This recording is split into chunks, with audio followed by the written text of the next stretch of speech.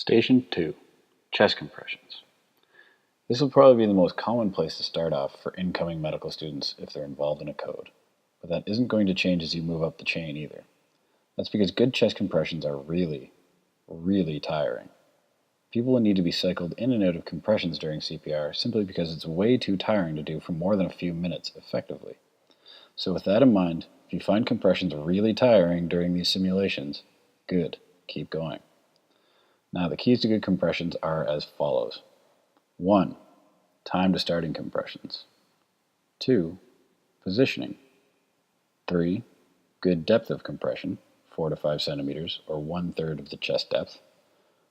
4. Good compression rate at 100 to 120 beats per minute. And 5. Good time on compression. You should be compressing at least 60% of the time, and the higher, the better. So, let's walk through these steps. Step 1. Time to starting compressions. This is an easy one.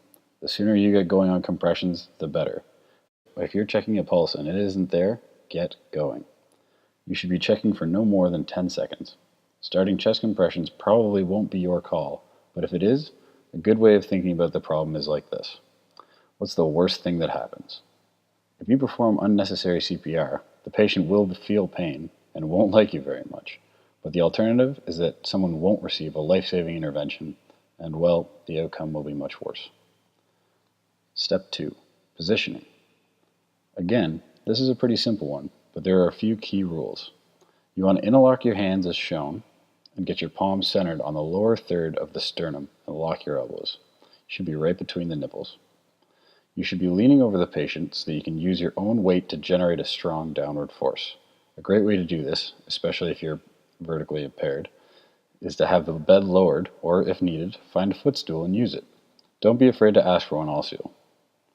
And if you're compressing a patient in a bed anywhere but the emerge, there's a back brace that you can slide underneath the patient on the back of the crash carts at the KGH.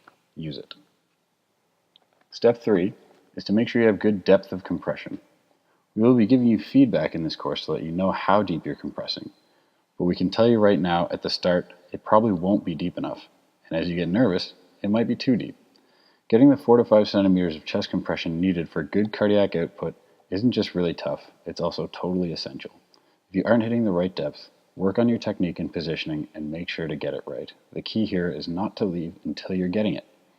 If you aren't pressing the chest deep enough, you aren't moving any blood in and out of the heart, and we're back to square one. So, step 4, rate of compression. You need to be hitting 100 to 120 beats per minute on your compressions. Often people have a hard time hitting these values, and again, just like the depth of compression itself, the key here is practice. One good trick to work on your compression rate is to pick a song with a tempo that matches the required rate. A classic example being Bee Gees' Staying Alive, which will give you a rate of about 103 beats per minute. However, often, physicians in a real code will use a metronome on their smartphone to help keep pace of compressions. And step 5, time on compression. Now this is one that we can't stress enough. The heart is a pump, and like any pump, it has to be primed before it starts to actually move fluid. Every time you stop compressions, it takes about 3 seconds to lose any pressure you've built up from CPR, and it can take 15 good compressions just to get everything moving again. So the key here is to limit interruptions as much as possible and keep them as short as possible. You can do this by counting down your last 4 compressions to let the person on BVM know that they're on deck to put the 2 breaths in quickly and effectively, and by restarting compressions as quickly as possible as soon as the breaths are in.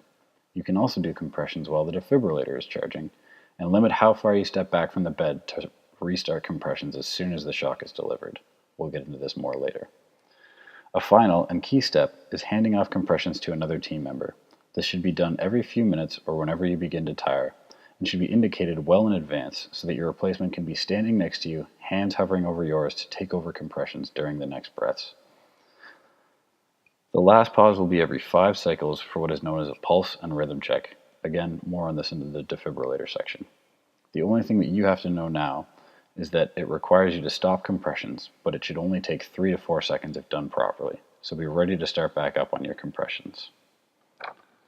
All of this may seem like a lot to take in, but don't worry, that's what the practices are for. We want these steps to feel like second nature. After enough practice, we'll get you there.